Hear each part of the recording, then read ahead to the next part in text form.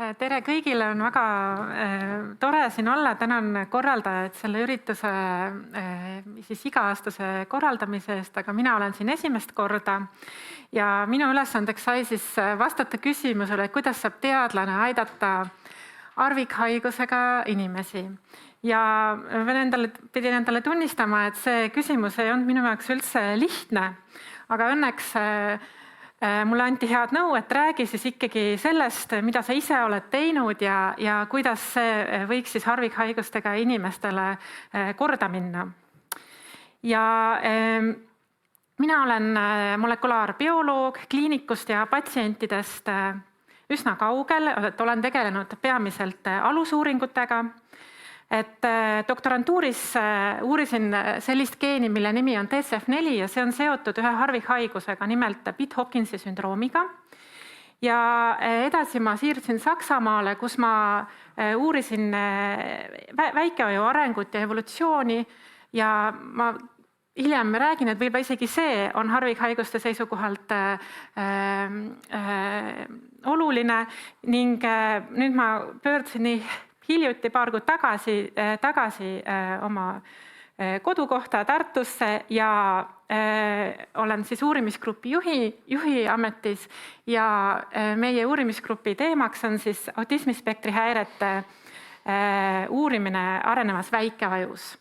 Ja neid 3 näidet siis kasutades proovingi võib-olla mõned mõtted siis esile tuua, et kuidas sellised alusuuringud on ka harvikhaiguste kontekstis ehk olulised. Ja alustan siis TCF4 ja Pitt-Hopkinsi sündroomist, et seda me uurisime Tallinnas professor Tõnis Timmuski uurimisgrupis. Ja tegemist on siis sellise regulaator, see geen kodeerib regulaatorvalku, mis seondub DNA-le ja selle kaudu avaldab mõju paljude teiste geenide ekspressioonile erinevates kudedes. Ja me leidsime, et TCF4 enda geenistruktuur on väga keeruline. Mis ma selle all mõtlen, et kui te vaatate seda peenikest skeemi siin üleval, siis iga vertikaalne joon tähistab TCF4 geenis asuvaid eksoneid ja neid on palju. Ja selleks, et toota sellelt geenilt funktsionaalset valku, kõigepealt tehakse RNA ja selles RNA-s eksonid omavahel ühendatakse ehk splice'itakse ja nende vahele jäävad järjestused eemaldatakse. Ja oluline on see, et neid eksoneid saab kokku panna tegelikult mitmel erineval viisil ja TCF4 puhul oli põhiliseks mehhanismiks just see, et kasutatakse erinevaid esimesi ehk initsiaatoreksoneid. Et siin on näiteks roosalt sellel joonisel toodud 2 initsiaatoreksoneid, et mõnikord kasutatakse ühte ja teinekord teist. Aga TCF4 puhul selliseid initsiaatoreksoneid on väga palju, 21. Ja selle tulemusena on sellelt ühelt geenilt võimalik toota erineva pikkusega valke. Võib-olla väga lihtsustatult öeldud, pikemaid ja lühemaid. Ja selle töö minu siis doktorantuuri ajal tulid välja sellised tööd, mis näitasid, et mutatsioonid TCF4 geeni ühes alleelis põhjustavad Pitt-Hopkinsi sündroomi. Ja see haigus on seotud siis keskmise või sügava intellektipuudega, ta kuulub ka autismispektri häirete hulka ja need lapsed, kes selle sündroomiga sünnivad, väga tihti ei hakka rääkima ega kõndima. Ja kui need tööd välja tulid, siis me Tõnisega otsustasime, et me teame sellest geenist päris palju, et me võiksime ka selgitada välja, et kuidas need erinevad mutatsioonid, mis patsientides on leitud, mõjutavad selle geeni funktsioneerimist. Ja siin on siis üks üsna keeruline skeem, aga on toodud siis erinevaid patsientidest leidnud mutatsioonid, et üleval pool siin on deletsioonid, mõnikord on deleteerunud kogu geen või isegi suurem ala ja mõnikord on deleteerunud väiksemad alad. Ja patsientidest on leitud ka väga palju erinevaid punktmutatsioone, aga praegu jään siis nende deletsioonide juurde ja võib-olla panete tähele, et osad deletsioonid mis on siin märgitud punaselt ja mis asuvad selle geeni just algusosad, kus asuvad ka need initsiaatoreksonid siin punased. Et mis me leidsime on see, et kõik need lühemad deletsioonid, osalised deletsioonid ei vii kogu alleeli funktsiooni kadumiseni ja nendelt deletsiooniga alleelidelt on mõnikord siiski võimalik neid lühemaid isovorme toota. Ja meile tundus ka, küll patsientide numbrid olid väikesed, me ei saanud selliseid põhjapanevaid järeldusi teha, aga et nende osaliste deletsioonide puhul ka patsientide haigus oli tegelikult kergem. Ja mõned aastad hiljem siis meiega võttis ühendust Suurbritanniast üks kliiniline geneetik, doktor Mira Karbanda, ja tema siis oli leidnud perekonna, kus esines kerge intellektipuue, et mitte selline Pitt-Hopkinsi sündroomi moodi häire. Et nendel patsientidel oli näiteks koolis õppimisega raskusi, düsleksia, aktiivsus tähelepanuhäire, aga nad said tegelikult elus päris hästi hakkama. Ja nendel patsientidel leiti siis TCF4 geeni just selles algusosas osaline deletsioon. Ja kui me vaatasime siis nende patsientide veres, et millised TCF4 isovormid on siis ekspresseeritud, siis leidsime, et patsientidel olid madalamad just nende pikkade isovormide tasemed, samas kui üldised tasemed tegelikult ei olnudki langenud. Ja mis me sellest kõigest õppisime, et kui ma käisin aastaid tagasi Pitt-Hopkinsi perekonverentsil Ameerika Ühendriikides ja seda tegelikult üsna sarnast lugu seal presenteerisin, siis minu jaoks sai selgeks, kui oluline on patsientidele esiteks diagnoosi saamine ja teiseks ka see, et nad saaksid aru ja mõistaksid, kuidas erinevad mutatsioonid siis mõjutavad selle geeni funktsiooni. Et pärast selle töö esitamist ma sain väga palju e-maile perekondadelt ja ka geneetikutelt, kes siis põhimõtteliselt iga erineva mutatsiooni kohta küsisid, et millised isovormid siis on veel säilinud, millised mitte. Ja loomulikult me ei saanud anda nagu prognoosi, et kuidas selle patsiendi elu saab olema, sellepärast et meil ei olnud lihtsalt piisavalt infot, aga isegi sellised väikesed infokillud ja arusaamine, kuidas need mutatsioonid nagu patsientide geeni funktsioneerimist mõjutavad, oli neile väga oluline. Ja võib-olla siinkohal tahan seda ka öelda, et seda tööd tegelikult osaliselt toetaski see Ameerikas asuv Pitt-Hopkinsi siis patsiendiorganisatsiooni fond ja nemad, see vist ainuke kord minu elus, kui ma ei ole ise pidanud otsima rahastust, vaid nemad tegelikult kirjutasid meile siis Tõnis Timmuskile, et teie tegelete selle geeniga ja et me ise korjame raha, et palun uurige seda edasi. Ja tegelikult minult on mõnikord küsitud ka, et miks me just Pitt-Hopkinsi sündroomi uurime. Tegemist on harvikhaigusega ja Eestis selle ajal mitte ühtegi patsienti ei olnud teada. Ja vastus on see, et tegelikult meie uuringud ei alanudki Pitt-Hopkinsi sündroomist, vaid TCF4 funktsioonide uurimisest täiesti basaalsest küsimusest, aga selleks ajaks, kui seos haigusega leiti, oli meil tegelikult suur osa tööst tehtud ja meil olid olemas juba teadmised selle haiguse kohta. Ja see võimaldas meil suuremate sammudega ka selle haiguse mutatsioonide efektide uurimisel edasi minna. Nii, nüüd ma tahaksin liikuda teise näite juurde, väikeaju juurde. Ja väikeaju puhul paljud saalis viibijad kindlasti teavad, et see on väga oluline motoorses funktsioonis, selles, kuidas me kõnnime, tasakaalu hoiame. Aga tal on ka palju teisi funktsioone, sealhulgas emotsioonide regulatsioon, keel, kognitsioon. Et Henrik Kessmanni uurimisrühmas Saksamaal meie huvi oli hoopiski seotud väikeaju evolutsiooniga, et on teada, et inimese evolutsiooni käigus väikeaju on suurenenud ja me soovisime molekulaarsel tasemel teada saada, et mis on siis erinevate imetajate liikide väikeajus, et mis on ka sarnane näiteks inimese ja hiire vahel.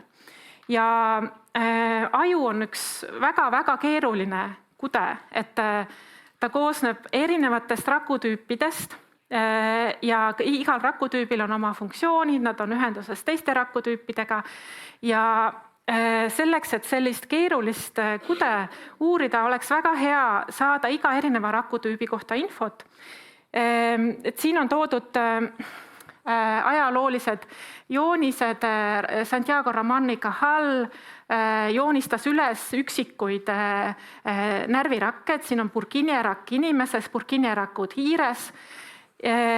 Et see oli, võiks öelda, läbimurdeline töö, mis ta üle 100 aasta tagasi tegi, aga see oli üsna väikese läbilaskusega. Et õnneks meil on nüüd juba võib-olla üle 10 aasta uued metoodikad ja üheks väga oluliseks metoodikaks on osutunud üheraku genoomika.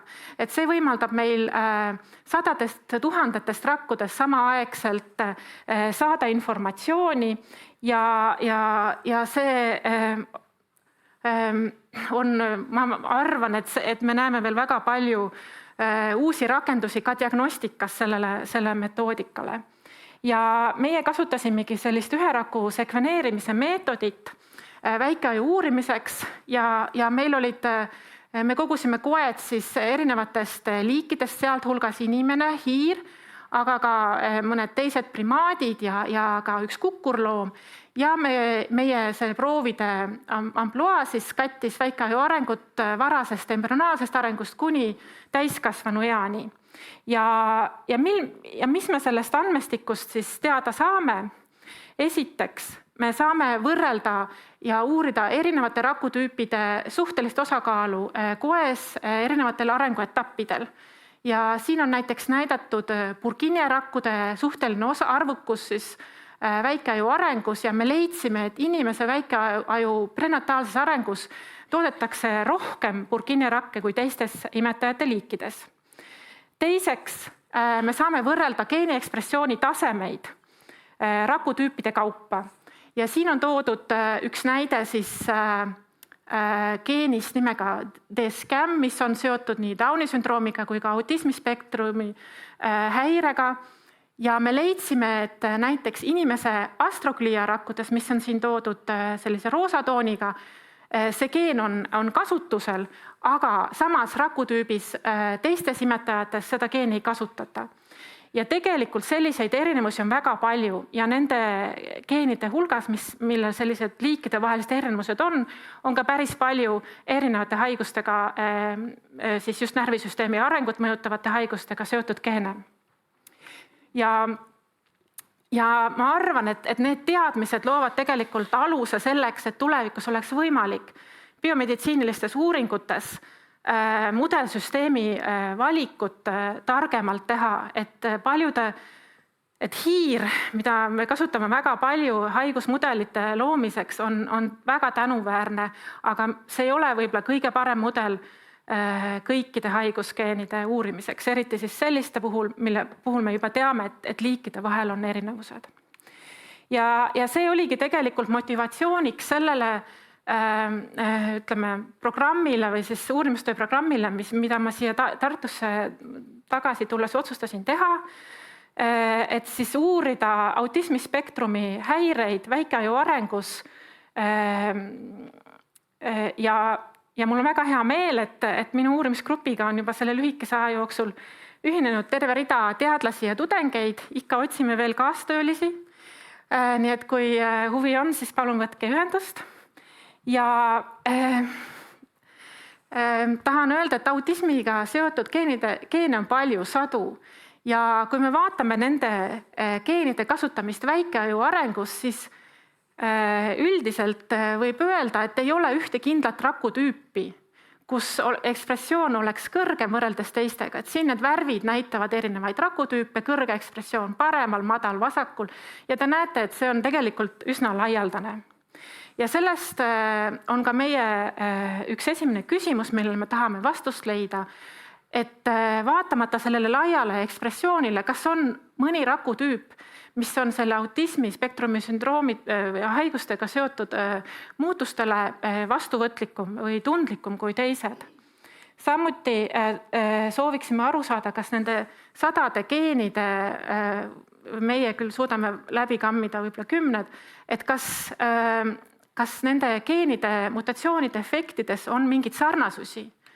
Ja lõpuks, et kas inimese spetsiifilised väikeaju arengu aspektid omavad rolli ka nende haiguste kujunemises. Ja oma töös siis kasutame nii geneetiliselt muudetud hiiri kui ka siis inimese indutseeritud tüvirakkudest, millest ka siin varem juttu oli, kasvatatud väikeaju organoide ja kavatseme siis genereerida jällegi ühe raku genoomika andmeid ja siis põhiküsimus minu jaoks on see, et kas meil õnnestub, kui me võrdleme nüüd 10 erinevaid mutatsioone ja geene, et kas me leiame mõned grupid, mis on omavahel sarnased ja võib-olla erinevad mõndadest teistest geenidest ja mutatsioonidest. Et miks see on oluline? Et näiteks kui ühe nende üht tüüpi mutatsiooniga haiguse puhul on leitud mingi ravim, mis aitab neid patsiente, siis ehk tasub sedasama ravimit kaaluda ka teiste mutatsioonide puhul, mis põhjustavad sarnaseid häireid aju arengus. Ja kokkuvõtteks ma tahaksin öelda siis seda, et ma arvan, et alusuuringud on küll võib-olla ei paista niimoodi patsientidele välja, aga on väga olulised ja pikemas perspektiivis nii diagnostikaks, haiguse mudelsüsteemide loomiseks, mehhanismidest arusaamiseks ja uute ravivõimaluste väljatöötamisteks. Ja võib-olla me iga kord ei teagi, kuidas alusuuringud võivad kasulikuks osutuda. Et me ei saa kõike ette unnustada ja mõnikord lahendused tulevad ootamatust kohast. Ja siin on väga palju nimesid, kes on olnud minu kolleegid või on nüüd ka minu kolleegid ja nagu näete, on tegemist väga rahvusvahelise seltskonnaga, et see on võib-olla teine sõnum, et me ei saa nendes uuringutes olla üksi, et teadustöö toimub igal pool, me peame koostööd tegema, et kiiremate sammudega edasi minna. Aitäh! Suur tänu, saalist küsimusi. Siis üks küsimus vähemalt online'ist. Kui palju teie teadlasena puutute kokku kindlate patsiendigruppide või organisatsioonidega? Peab ütlema, et vähe, aga minu kogemused patsiendiorganisatsioonidega tulevadki siis sellest doktorantuuri ajast, kus siis ma puutusin kokku selle Pitt Hawkinsi patsiendiorganisatsiooniga ja käisin ka nende konverentsidel, kohtusin patsientidega, nende peredega, et see oli hästi tänuväärne kogemus, et see oli minu jaoks väga motiveeriv doktorandina. Ja ma olen nüüd tegelikult, olen ka ühes USA siis võrgustikus võib öelda, see on Simonsi fond, mille üks osa ongi pühendatud autismispektrumi häirete uurimisele ja seal on ikka igalt poolt maailm väga palju muidugi Ameerika teadlasi ja väga palju tippteadlasi ja sellest võrgustikust olen ka juba leidnud tegelikult koostööpartnereid, nii et jah, võib öelda, et võrgustumine tegelikult on kasulik. Aitäh! Tartu Ülikooli arengugeneetika ja neurobioloogia kaasprofessor Mari Sepp.